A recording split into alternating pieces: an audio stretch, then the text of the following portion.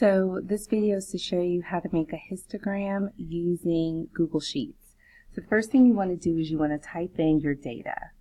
I'll be using data from our jumping jacks in 30 seconds. So I only have 8 because there were only 8 students. You will have 20.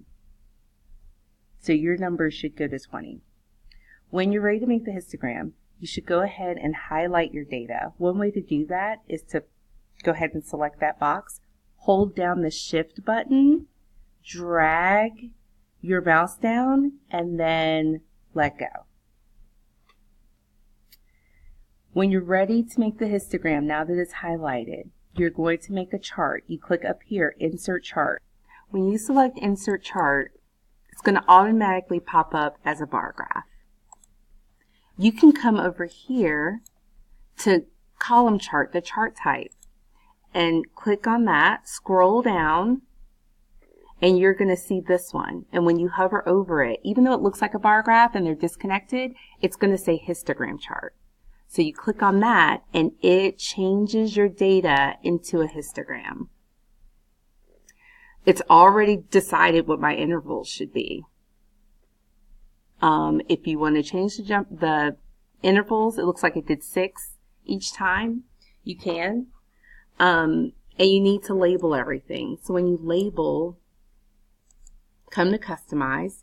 It's Chart Axis Titles. So the chart title, I'm going to put number of jumping jacks in 30 seconds. You're gonna type your question here. How many children do you have? Then I'm going to go to horizontal axis. That's the bottom.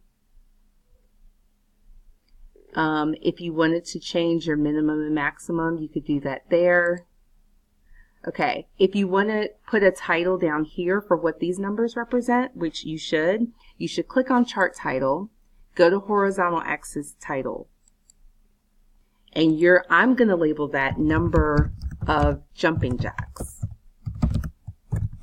If your survey question was how many times have you been to Europe, then it's number of times visited Europe. I'm going to click on here again so I can number the side, which is, what do these numbers mean over here? Sorry, over here. This is not my number of jumping jacks. This is the number of jumping jacks. This is how many students were in that range. So I need to change this to number of students. Yours might be amount of people. Just depends. So once you have that done, you can click on these 3 dots and you can move to Own Sheet. When you move it to its own sheet,